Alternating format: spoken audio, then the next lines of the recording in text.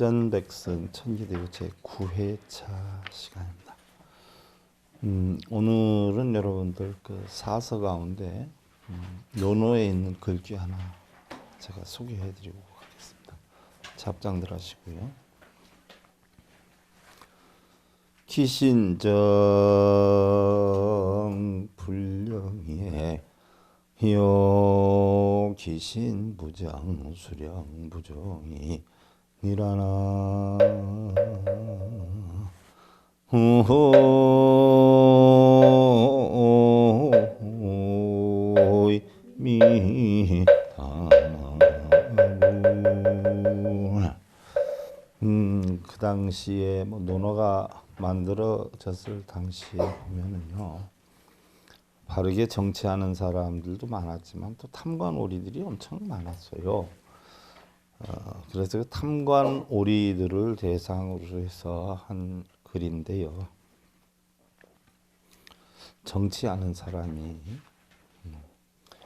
자신이 올바르게 움직이면 명령을 내리지 않아도 백성들이 잘 따르지만, 그 자신이 올바르지 않으면 비록 명령을 내릴지라도 백성들이 복종하지 않느니라라고 했어요.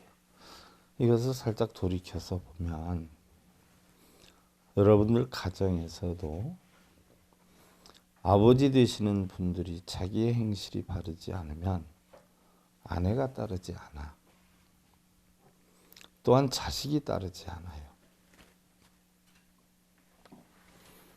어머니 되는 사람이 자기의 행실이 바르지 않으면 남편한테 사랑을 받을 수가 없어.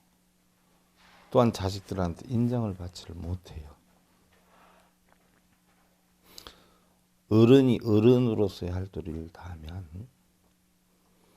자식한테는 한마디 말할 것이 없어요. 왜? 저절로 따라오게 되어 있기 때문이에요. 대부분의 어른들은 자식들을 가르칠 때 보면 야단을 치고 말을 하고 이러면서 가르치려고 하지만 그것은 올바른 가르침법이 아니다. 정말 자식을 바르게 키우는 법은 한마디도 말을 할 것이 아니라 뭐예요? 부모 스스로 솔선수범을 해라. 더러운 것이 있으면 야 저거 주워라 할 게 아니에요. 뭐예요? 내가 자꾸 줍고 닦고 하다 보면 더러워지면 당연히 그런 줄 알고 자식들이 뭐 시키지 않아도 엄마가 했던 아버지가 했던 모습을 보고 그대로 따라한다는 이야기예요. 그래서 가장 훌륭하게 자식을 키우는 사람은 자식들한테 한마디 말을 안 하고 키운다는 이야기예요. 보편적으로 말을 많이 하면서 키우는 분들은 자기의 행실이 뭐예요? 바르지를 못하기 때문에 그런 가운데에서도 자식들이 또 어떻게 돼요? 잘 들어요? 안 듣는단 말이에요. 바로 그 얘기예요. 우리는 자기 처한 곳에서 자기 직분을 도리를 다하고 살자. 자, 천기대유 용띠편에서 있는 거를 잠깐 살펴보고 넘어갈게요. 지금 하는 건 천기대유 백전백승 아니야. 천기대유도 팔아야지. 용띠편에 보면, 자, 살다가 보면 자존심 상할 때가 참 많다. 동창 모임에 나갔는데 학교 다닐 때 공부는 지지리도 못했던 얼빵한 친구가 고급 승용차를 타고 다니면 어떻게 돼요? 배가 살살 아파. 또한 내가 전문가라고 생각했는데 나도 끙끙거리면서 잘 못했던 일을 어떤 사람이 어떻게 해요? 금방 해치우면 복통이 찾아온다는 거예요. 부부 모임에 멍청한 부하 직원이 늘씬한 미모의 아내를 딱 데리고 나오면 어떻게 돼요? 속이 토할 것처럼 메스꺼린데요. 남자들이. 또한 아이들 학원비 때문에 잔뜩 아내와 한바탕 말다툼을 하고 친구를 만나러 갔는데 술자석에서 그 친구가 조기 유학 보낸 자기 자식 이야기를 하면서 고민을 하고 이러다 보면 두통이 찾아온다 그래요. 회사에서 무능력자로 찍혀가지고 퇴직당한 부하 직원이 나가서 회사를 차렸는데 매출액이 어마어마하다는 이야기를 들어요. 그럼 어떻게 돼요? 벽에다가 주먹질이라도 하고 싶다는 거예요. 이게 남자들의 심리예요. 우리는 이러한 경험을 한두 번쯤은 해봤을 것이다. 그러니까 이러한 상황에 처했을 때 우리가 어떻게 대처하느냐에 따라서 우리는 성패가 결정이 된다는 이야기예요. 자신보다 나은 사람을 만나면 정신을 바짝 차려서 그에게 뭐예요? 더 배울 점이 무언가를 찾아야 되는데 그런 사람보다는 대부분의 사람들이 어떻게 해요? 돌아서서 흉을 보고 시기하는 사람들이 더 많다는 이야기죠. 그래서 세상에는 평범한 사람들이 더 많다는 거예요. 저 친구 고리대금업 하면서 돈 벌었다며 하면서 비아냥거려요. 군뱅이도 기는 재주가 있다고 3류대도 제대로 못 나온 자식이 참 별거 다 하네 이렇게 얘기를 하고 이쁜 아내한테 뭐라 그래요? 내가 어디서 본 것 같은 아가씨 같은데 내가 옛날에 어느 술집에 가서 언제 봤더라? 이렇게 표현을 하고 아내와 애들만 유학 보냈다가 이혼당하는 집 되게 많다며 외국 사람 알게 되면 못 헤어진다대 또 이렇게 표현. 그 친구 회사에서 있는 척하면서 이렇게 나가서 하려고 거래처 빼돌린 거 아니요? 이런 이야기를 하고 이런 사람들이 거의 대다수예요. 우리 사람들이 자신이 놀고 즐기는 사이에 그 사람이 보이지 않는 가운데서 얼마나 노력을 했는지 피땀을 흘렸는지 그것을 인정해 주지 않아요. 그러나 그걸 인정해 주지 않는다면 자기 발전은 없어요. 누가 사업에 성공했다, 누가 행복하다라고 하면 비아냥거릴 게 아니에요. 배워야 돼요. 세상은 항상 변하고 있고 항상 다르게 변모해가고 있어요. 과거에는 어땠을지는 모르지만 현실에서 그 사람이 과거에는 얼뱅이 같았어도 지금 잘 나가면은 뭔가는 뭐요? 배울 점이 있다. 배워라는 이야기예요.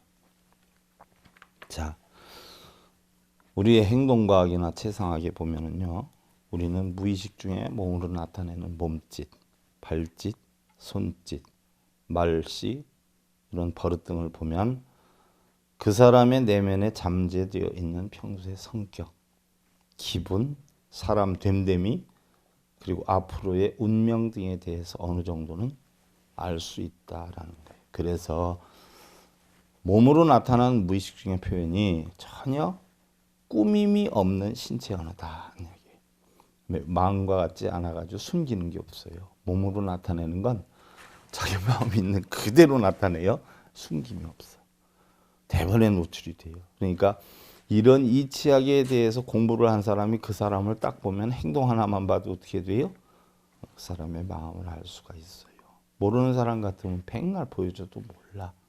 근데 마음에 있는 것이 그대로 나타난다는 얘기. 그래서 이것을 우리가 말하는 것이 입으로만 하는 것이 아니라 알고 보면 몸이나 표정으로도 한다는 이야기예요. 내 마음이 언짢으면 얼굴 표정이 바뀌어지지 않아요? 그리고 몸의 움직임도 어떻게 돼요? 기분이 좋을 때하고 안 좋을 때는 뭐예요? 달라요. 말을 해도 기분이 좋을 때와 안 좋을 때 말씨가 어떻게 돼요? 달라요. 근데 그거는 속일 수가 없어요. 이걸 갖다 외국에서는 뭐라 그러냐? 신체 언어라고 그래요. 그래서 달리 채태 언어다. 그래서 행동으로 그 사람의 마음을 알 수 있다라고 해서 원어로는 바디 랭귀지라고 그래요. 바디 랭귀지. 이게 체형학이에요. 여러분들 이런 것까지 공부하는 거 사실은 어디 가서 흔하게 배울 수 있는 거 아니에요. 오늘은 제가 한두 가지만 여러분들 알려드리고 이제 넘어가려고 해. 자, 여러분들이 혹시 뭐 친구와 만나기로 약속을 했어요. 젊은 사람 같은 경우는 뭐예요? 애인과 만나기로 약속을 해요. 대부분 어디에서 만나요? 저희 그때는 이성 친구 만나려면 제일 최고급으로 만난 데가 빵집이었어. 그때는 우유도 무지하게 귀했을 때, 저 우유도 못 먹었을 때. 고등학교 2학년 때 남영동 파리제가 갔다 본의 아니게 고장난 재봉틀 별명을 제가 얻기도 했는데, 여학생 둘이하고 우리 친구야. 근데 이름도 안 잊어먹어. 윤석우라는 친구야. 여자친구 하나 소개해준다고 그래 좋다고 쫓아나갔는데 말도 한마디도 못했고, 얼마나 떨었으면 빵이 거기 몇 개 있었는지도 몰랐고, 우유가 내 옆에 있었는지 친구 옆에 있었는지도 하나도 몰랐고 그랬어요. 덜덜덜 떨다 보니까 그때부터 그 친구가 고장난 제목들이라고 별명을 붙였었는데, 그때는 최고 뭐가 빵집이었어요. 빵집. 그래서 제가 남영동 파리 제가 처음 한번 가봤어. 그 이후로도 간 적이 없지만. 도반 스님 원주에서 한번 만나기로 했는데 마땅한 데가 없어서 원주 터미널 앞에 무슨 뭐 그 다방 같은 거 있는 것 같은데 거기서 만나자 해서 제가 출가해서 처음으로 그 다방에 들어갔었어요. 그러니까 몇십 년 만에. 커피값이 얼마 하는지도 몰랐는데, 그래서 그 다방에 만나기로 해가지고 그 친구가 이제 거기서 만났는데, 들어갔으니까 차는 마셔야 될 거 아니에요, 그죠? 그래서 저는 그냥 뭐 시키면 뭐 커피, 다방 커피뿐이 모르잖아요, 커피 시켜도. 그 친구는 뭐 무슨 차? 쌍화차인가? 뭐 이걸 시키대요. 그거 대따 비싸대요, 그거. 지금 기억으로는 몇천 원 냈던 것 같아. 아까워서 죽는 줄 알았어. 그냥 밖에서 서서 만나자 그랬으면 그 돈 아끼잖아. 근데 본의 아니게 그런 데 들어갈 일이 있어요. 그럴 때에 보면 그 사람이 어느 곳에 앉아 있는가 딱 앉아 있는 걸 보면 대부분 그 사람의 성품을 꿰뚫어 볼 수 있어요. 오늘 제가 그 천리안을 가르쳐 줄게. 그래서 딱 들어가면 카페나 뭐 커피숍 이렇게 들어가면 여기가 이제 입구가 있고, 대부분 여기 카운터가 이렇게 있지 않아요? 카운터 옆에 이제 이 의자가 뭐 대략 뭐 이렇게 있거나 뭐 이렇게 있거나 이렇게 있을 거예요, 그죠? 그래서 이 부분 카운터 옆에 입구 부분에 앉아 있는 사람이 있어요. 쉽게는 뭐예요? 만나려고 하는 사람을 쉽게 식별하기 위해서 여기서 기다린다라고 하면서 있지만 그 내면에는 벌써 자기 성품이 여기 들어가 있는 거예요. 그리고 보면 어떻게 돼요? 중간쪽으로 이렇게 앉아 있는 사람이 있어요.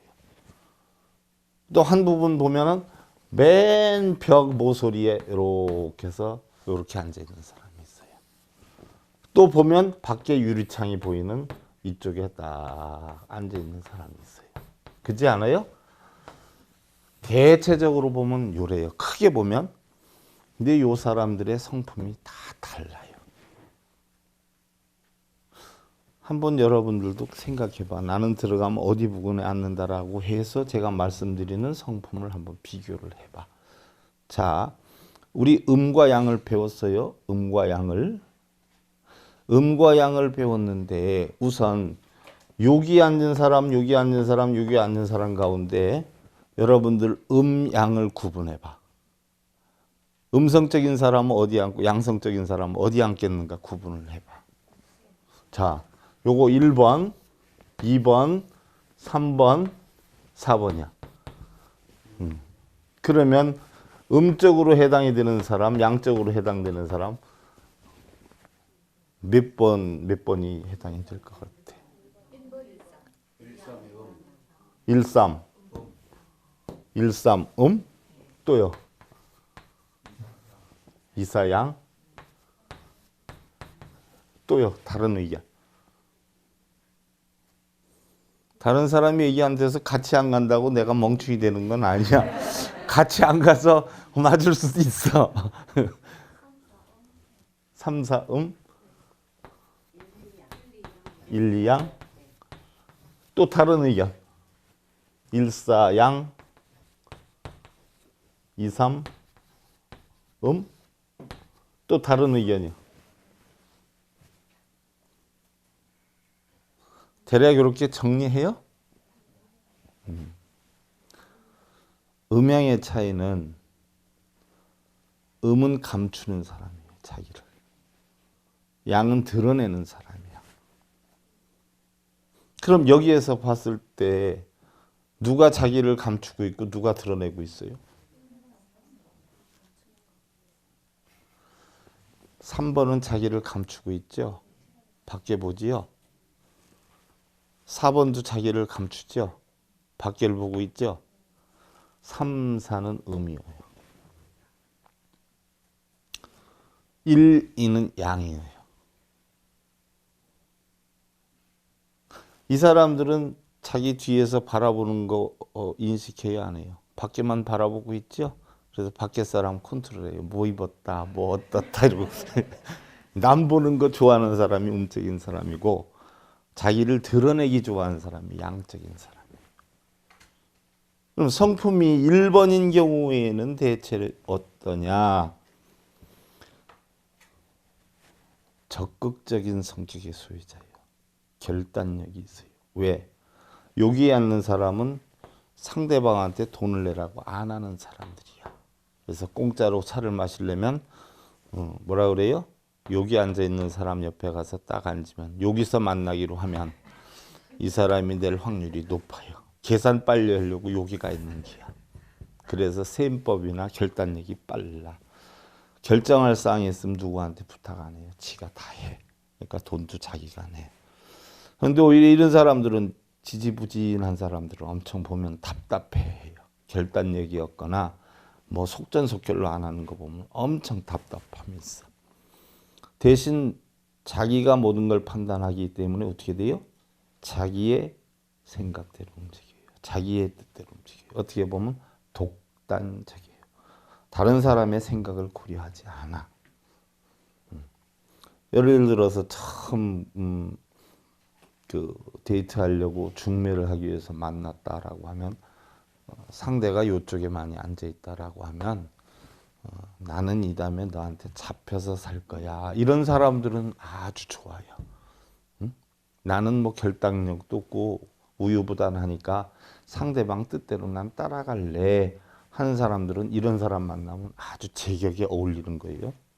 근데 자기 주장이 좀 있는 사람들은 어떻게 돼? 이 사람 만나면 맨날 불협화음이 일어나요. 다른 사람의 입장을 고려하지 않아요. 그래서 이런 사람들은 뭐예요? 아량 키워야 된다는 얘기예요. 그러면 중앙에 앉는 사람 어떨까요? 자존심이 엄청 강해요. 어디 가서든 자기가 뭐예요? 중심이 돼야 돼요. 중심이 되지 않으면 못 견뎌요. 또 승부욕이 무지하게 강해요. 이겨야 돼. 남에게 지시받는 거 싫어해요. 엄청 불쾌하게 생각해. 반대로 이런 사람들은 지적이기도 하지만 사고력이 뛰어나요. 그래서 어떻게 보면 자기 패배를 인정하지 않아요. 또한 경쟁의식이 무지하게 강해요. 그래서 진정으로 이런 사람들은 자기를 낮추는 법을 배워야 된다. 그 다음에 이쪽에 앉는 사람은 어떨까요? 소심해요. 다정다감해요. 구석에 앉아서 책 보기 좋아하고 시기를 읽는 거 억수로 좋아해요. 감성적이에요. 그래서 마음 다치는 경우가 많아요. 털지를 못해. 또한 내가 누구를 좋아한다 해도 어떻게 돼요? 짝사랑을 하지 난 너 사랑해 이 소리 못하는 사람이에요. 근데 어떤 때는 어떻게 돼요? 대담성이 있기도 하고 해요. 그런데 보편적으로 나서질 않고 뒷전에서 묵묵히 움직이는 사람들이에요. 대신 계획성이 있어요. 매사에 순간적인 감정으로 움직이지 않아요. 장단점이 다 있어요. 그 다음에 창문 쪽으로 앉는 사람은 어두운 곳보다 밝은 곳을 좋아해요. 가만히 있는 것보다 돌아다니는 걸 좋아해요.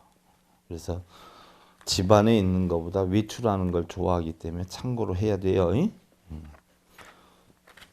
활동성이 많고 융통성이 많아요. 보편적으로 성격이 활달해요. 남을 잘 이해하기도 하지만 또 부담을 잘 주지 않아요. 그래서 성격이 서글서글하고 원만하기 때문에 많은 사람에게 사랑을 받을 수 있는 사람이에요. 융통성이 많아서. 설령 중매 결혼을 한다라고 해도 잘 극복해 나가서 시부모에게 사랑을 받을 수 있는 확률이 제일 많은 사람들이다 하는 이야기예요. 자, 그러니까 앞으로는 창문가에 앉으세요. 자, 꼭은 아니에요. 보편성이지. 참고로 하셔. 그럼 이제 어디에 앉는 사람은 어떤 스타일이다 하는 거 아니까 자기의 취약이 뭔가 알아가지고 움직이면 되고, 대인관계를 할 때도 그 사람이 성품이 어떻구나 하는 거 알 수 있어요. 금전관계를 해도 어떻게 해야 되겠구나 하는 걸 알 수가 있단 말이에요. 입구나 가운데 앉는 사람은 금전관계를 해도 어떻게 해야 돼요? 조금 조심해야 돼요. 그러나 모서리에 앉는 사람은 계획적으로 움직이기 때문에 꿀 때는 꼭 자기가 갚을 것까지 생각을 해서 꾸는 사람이에요. 참고로 하세요. 엄청 많은 뜻이 담겨 있어요. 여러분들 제가 이렇게 얘기해 주면 잘 연구를 해보면 그 속에 또 2차, 3차적인 문제들이 많이 있어요. 시간이 없어서 제가 못하는 거죠. 자, 백전백승 천기대유를 하다 보니까 여러분들 이게 유교 도교학에서 시작이 됐으니까 유교도계에서 좀 알아야 되겠죠? 자, 유교가 뭐냐? 유교가 누가 만들었어요? 예, 공맹사상이에요. 공자는요, 주나라 영왕시대 영왕 28년 551년 노나라에서 출생했어요. 공자의 이름은 구여요. 그리고 호는 중리여요. 일찍이 관리가 돼서 제 나라를 제하고 악한 사람을 물리치고 백성들을 잘 다스렸는데 관직에 오래 있지 않았어요. 그냥 내려놨어요. 그래놓고 여러 나라를 주유하면서 돌아다니다가 결국은 말년돼서 본국으로 돌아와요. 그래서 선왕의 유저를 별록하고 많은 제자를 양성했는데 그의 대표적인 책이 뭐예요? 주역과 시서예요. 그래서 주역은 누가 만들었냐? 공자가 만들었어요. 공자가 주역을 어느 정도나 읽었다는 얘기 여러분들 들었어요?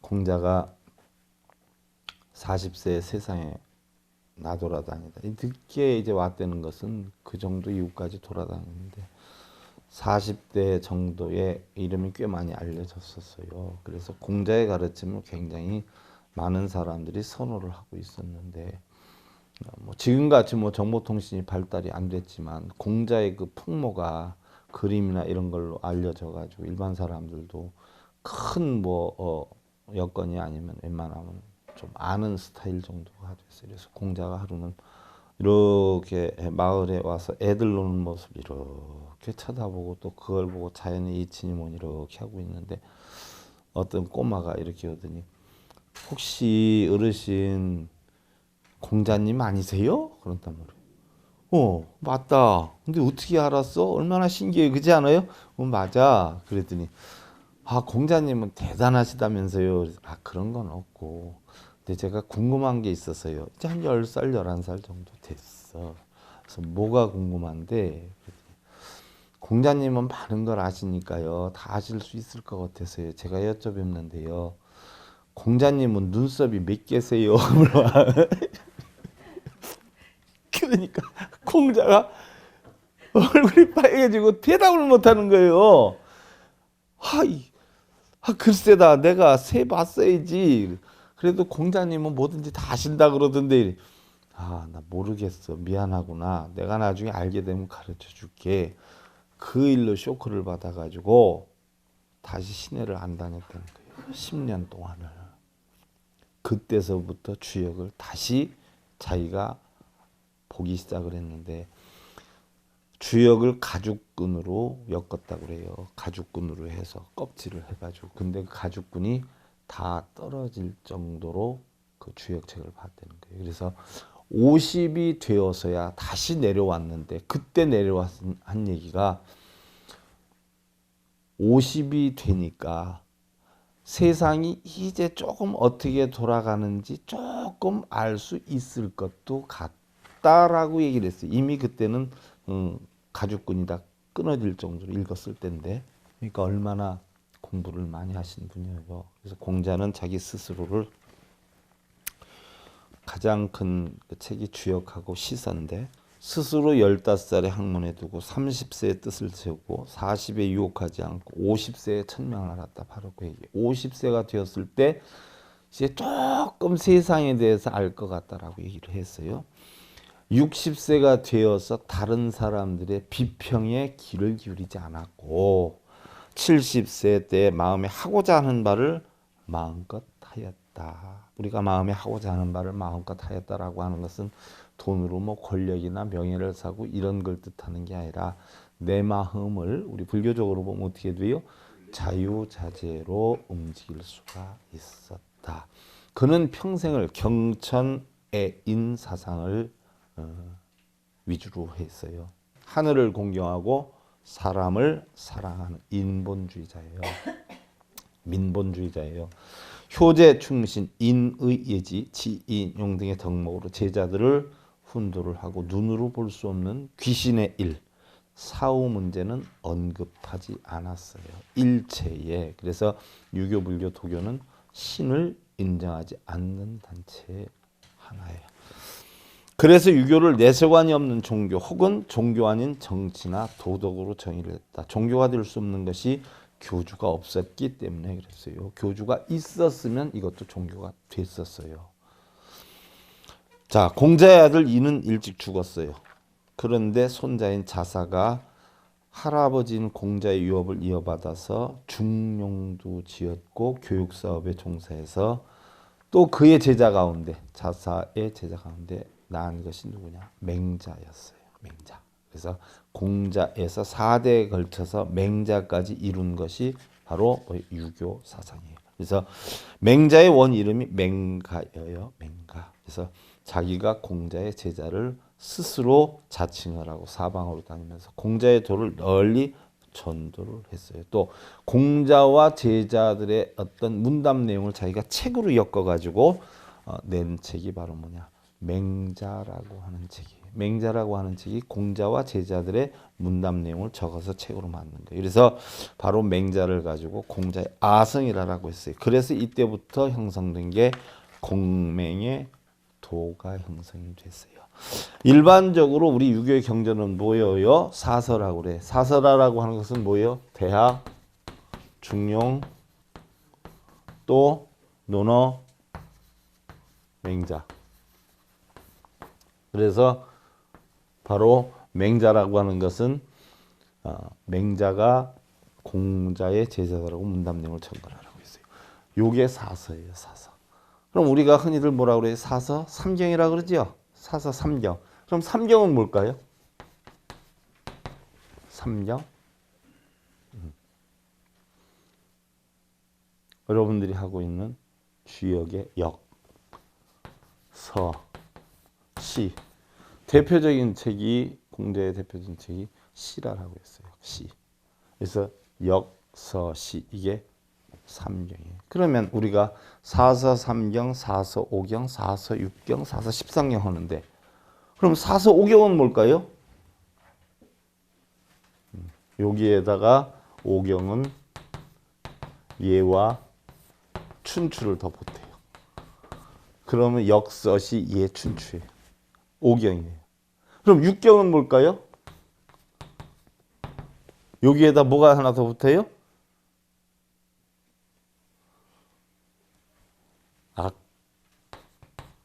악기. 음악 쪽으로 해당이 되는 예적인 해당으로 되는 거죠. 악기 아니면 즐거움에 관한 악기. 그러면 요게 사서육경이에요. 역서시 예 춘추 악기. 이게 사서육경이에요. 그러면 사서 13경은 어떻게 사서 13경이 되느냐? 자, 여기에서 5경에 있는 예가 세 개로 또 나뉘어요. 주예, 예 가운데 주예, 그 다음에 의례, 예기. 이렇게 나눠요. 그 다음에 다시 또 춘추가 또 여기에서 갈라져요. 좌시전, 또 공량전, 또 곡량전. 자, 여기에다가 뭐가 붙느냐? 바로 논어, 효경, 또 이아, 맹자 이렇게 붙어요. 그러면 자, 사서에 있죠, 맹자가. 그죠? 그러니까 이게 따블이 되는데, 자, 봐요. 하나, 둘, 셋, 얘가 세 개로 뻗으니까 넷, 다섯, 여섯, 춘추가 세 개로 뻗으니까 일곱, 여덟, 아홉, 악기 열. 그 다음에 맹자는 사서에 있으니까 하나, 둘, 셋, 13개가 되는 거예요. 그래서 사서 13년. 이게 유교의 뭐요? 대표적인 경전이에요. 효경 같은 것은요, 몇 장 안 돼. 몇 장 안 돼. 저한테 책이 있는데 몇 장 안 돼. 제가 여러분들한테 효경에 대해서 설명해 드릴까 생각해 봤는데 너무 문구가 길어. 전체는 몇 장 안 되는데 한 문구가 엄청 길어요. 하여간 돌아가면서 조금씩 제가 여러분들한테 소개해 드릴 거예요. 자, 유교라고 하는 것이 이거예요. 그래서 현재 바로 세계 유교 인구는 얼마요? 현재 3억 정도 이른다. 3억. 적은 인구 아니에요. 그지요? 근데 유교는 도덕이고 철학이고 하는 거지 종교가 아니에요. 자, 이 정도는 알고 있어야 돼요. 그 다음에 이제 도교. 우리나라에서 불교, 기독교 제외하고 종교가 없다라고 하면 대부분 뭐예요? 다 유교인으로 보면 돼요. 자연적으로 수비돼서. 그 다음에 도교는 중국에서 도덕적 유교 사상에 대비해서 가장 위대한 자연주의 철학이 도교예요. 그래서 공맹사상은 인본주의였다 하면, 인간을 기본으로 하는 사상이었다 하면 도교는 뭐예요? 자연을 위주로 하는 사상이에요. 노자는 성은 이씨여, 이름은 이, 자호는 백양, 시호는 담. 공자보다 나이가 한 5살 많아요. 공자나 노자나 주대의 56국의 민심을 혼란하고 정치는 노하고 사람이 의지할 곳이 없기 때문에 더 많이 뭐예요? 철학이 발달이 됐다 이렇게 보죠. 그래서 도교는 도덕서를 주장을 해서 제가 치국평천하의 왕도 정치를 실현하려고 했던 게 유교인데, 제가 치국평천하, 가정이 결국 뭐예요? 모든 것을 움직인다라고 주장했던 게 유교인데 반해서 도교는 뭐예요? 스스로 지성을 키우고 욕심을 버리고 자연에 안주하는 자연 치국 평천화를 위주로 했어요. 그래서 유교는 인간을 위주로 했고 도교는 자연을 위주로 했어요. 그런 거 보면은 우리 불교는 뭐예요? 인간과 자연을 다 섭렵을 했지만 사실은 불교 쪽에 더 많이 퍼져 있는 것은 뭐예요? 도교 쪽이 더 많이 퍼져 있어요. 장자의 성은 장이어요. 이름은 주여요. 호는 남아요. 그래서 도교에서 가장 큰 경전이 뭐냐면 수천 종류가 돼요. 수천 종류가 되는데 크게 딱 압축하면 뭐예요? 도덕경과 남화경이에요. 왜? 남화가 바로 뭐예요? 장자의 호기 때문에. 또는 장자경, 거기에 여러분들 잘 아시는 호전몽의 설화 같은 거 이런 게 나오죠. 그래서 도교의 경전은 굉장히 많아요. 그런데 전부 한 4천여 권? 그런데 다 줄여가지고 도덕경, 장자의 남화경으로 압축을 시켜놨어요. 자, 도덕경은 한 문제에 이르러, 한 나라 문제에 이르러서 하상공이 상하 두 편으로 편찬을 했어요. 상편은 37장, 우주의 원리를 했고 하편은 44장, 인간의 실제 상황을 해놨어요. 자, 37장, 44장 합쳐놓으니까 몇 장이에요? 80일이에요. 99, 80일. 주역의 쾌. 그래서 용의 비닐이 유교에서든 도교에서든 80일을 주장했기 때문에 비닐을 81개로 얘기를 하는 거예요. 그래서 총 81장의 도덕경은 우주인생의 논리를 도덕이란 두 글자로 압축해서 표현했어요. 그래서 우리 학교 다닐 때 배웠던 게 뭐예요? 도덕이었단 말이에요. 도덕이 바뀌어서 바른 생활이 됐죠. 지금 뭐 윤리 뭐 이렇게 하는데. 또 도교의 불로장생 비법에는 자, 불로장생의 비법은 도교에서 나온 거예요. 조식, 복약, 방중이 있어요. 여러분들 많이 들었을 거예요. 조식, 복약, 방중. 인간은 하늘의 정기와 땅의 기를 본받아서 형성됐기 때문에 천인지 삼재 파자, 이게 제가 이름 짓는데 많이 쓰는 건데요. 천인지법. 그래서 하늘의 정기를 흡수하는 방법으로 조식을 해야 된다라고 했는데 조식법엔 뭐가 있어요? 호흡법, 마음으로 호흡하는 거. 또 복식 호흡하는 거. 또 옥천, 무슨 얘기냐? 단침을 삼기는 거. 이 삼기는 법. 또 고치, 상하의 이를 부딪히는 거. 있지 않아요? 이게 전부 기를 받아들이는 법이라고 그랬어. 또 도인법. 뭐요? 겨울에 추울 때 막 마찰하죠? 마찰법. 이게 도인법이에요. 또 오장육부의 공기를 맑게 받아들여야 된다. 이게 바로 조식법이에요. 그러면 복약법은 뭐예요? 복약법. 먹는 거죠?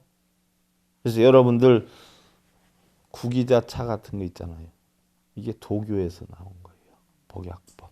구기자, 단사, 황금, 운모, 옹황, 석영, 복령, 지황, 맹문 등 이런 것들. 이런 것들 약재를 조제해서 환약 또는 탕약을 만들어서 먹는 거예요. 그래서 여러분들 한약 예를 들어서 다려 먹거나 환으로 만들어서 먹죠. 이게 다 도교에서 유래된 법이에요. 그 다음에 방중술. 이거는 뭐 하나의 자연의 이치예요. 그래서 옛날에는 일부다처가 많았잖아요. 그래서 한 남자가 여러 여자를 데리고 살 수 있는 방법. 그래서 음욕과 정력을 기르는 방법. 이거를 방중술이다라고 해요. 어떻게 보면 이걸 나쁜 쪽으로 생각하면 굉장히 나쁜데 가정이 편안하기 위해서 익혔던 하나의 법이에요. 기술법이에요. 그래서 바로 도교에서 주장하는 건 조식, 또 복약, 방중. 이 세 개 대표적이다. 또 도교는 일반적으로 누구를 섬겨요? 누구를 섬길까요? 원시천존, 즉 옥황상제를 섬겨요. 요즘에도 보면은 몇몇 종단에서 옥황상제 섬기고 이러지야. 예. 거기다 이제 삼신을 섬기는데 삼신이 누구냐? 무영천왕, 무시천존, 범형천존이 즉 천복운, 영복운, 신복운이다라고 해서 삼신을 섬겨요. 또 도교의 숭배 대상이 삼신 외에 누가 있어요? 황제, 노자, 장천사, 장자문, 관운장, 여순양 이런 것들을 섬겨요. 그래서 도교 지금도 많이 있잖아요. 그렇지 않아요? 여러분들 보면 주변에 보면 많이 있어. 몰라서 그렇지. 근데 남송 시대에 와서 도교는 성을 조종하는 성품을 조종하는 남종과 운명을 조종하는 북종으로 나뉘어지게 되죠. 이것이 여러 종파로 남겨져 가지고 여러분들 잘 아는 북종 종파는 정일교, 태일교 뭐 이런 게 있고 남종 종파는 진대대교, 또 여러분들 잘 아는 전진교. 이게 다 도교에 해당이 돼요. 우리나라에도 한때 이 교가 들어와서 유행했는데 천도교와 비슷한 이류인 시천교, 보천교, 백백교. 여기 들어봤죠? 이게 다 도교에 해당이 돼요. 또 요즘 한창 성행하고 있는 증산교도, 대순진리회. 이게 다 도교예요. 또 한때 말썽을 부려서 교주가 구속된 도덕회. 또 뭐 실은 불교의 미륵사상과 도교의 한 종파가 짬뽕이 된 거. 이게 다 요즘 얘기하는 그런 종단이에요. 원불교도 기독교, 불교의 미륵종파가 짬뽕된 거거든요. 그래서 원불교는 불교가 아니에요. 여러분들 원불교 하면 불교인 줄 아는데 아니에요. 별개의 하나의 종파예요. 도와 기독교와 불교의 미륵사상이 짬빵된 거예요. 그리고 일본에서 무리를 일으켰던 대본교, 또 일본의 국민종교라고 하는 신교, 금광교, 신습교, 여러분들 잘 아는 천리교, 전부 도교의 관계가 되는 것들이에요. 본론도 들어가기 전에 시간이 40분이 훌쩍 넘어갔어요. 그래도 우리가 뭐 주역을 공부한다, 천기대유를 공부한다, 백전백승을 한다라고 하려면 적어도 유교 도교 사상의 뿌리니까 어떻게 되어 있는가를 알고 넘어가야 되기 때문에 그렇게 됐고요. 다음 시간에는 여러분들한테 제가 꼭 가르쳐 드리고 싶은 게 있어. 주자십분, 주자십회. 이걸 꼭 여러분들한테 알려드리고 싶어. 요거 하면서 바로 백전백승 교재하고 똑같이 나갈 거예요. 그러니까 백전백승 교재인 사람은 꼭 가져오셔야 돼. 그래서 다음 시간에 백전백승 2페이지 우리의 삶은에서부터 들어가요. 그리고 백전백승의 내용을 하나하나 다 풀어보자고요. 그러면 그 속에는 무궁무진한 이치가 담겨 있어요. 하나하나 풀어가면서 제가 해설도 다 해드릴 거예요. 자, 여러분들 합장하시고요. 불롱정기신이요 여정이나 니라나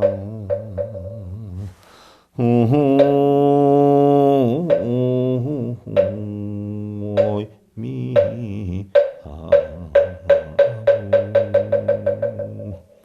자, 처음 시작할 때 개송하고 좀 연맥이 비슷한 내용의 뜻이에요. 자신이 올바르지 않으면 아랫사람이 옳게 되기를 바라지 마라. 자신이 바른 생각과 마음가짐과 행동을 안 하면서 자식이 잘 되기를 바란다는 건 좀 언어도 다니지 않아요? 그 얘기예요. 거꾸로 놓고 보면 자식을 훌륭하게 키우고 싶으면 자기 자신부터 훌륭하게 되라는 이야기예요. 근데 대부분의 사람들은 자신은 못하면서 뭐예요? 자식은 잘 만들려고 하고 있죠? 이건 후한무치예요. 자신부터 성공해라. 자신이 행복하게 살기를 바라면 뭐예요? 자기 자신부터 행복하게 사는 법을 배워서 실천을 해라. 이 얘기입니다. 여러분들 평안들 하시고요. 뭐 오늘 그냥 너무 빨리 끝난 것 같아. 백전백승 천기대유제 9회차 서일봉이었습니다. 자, 감사드립니다.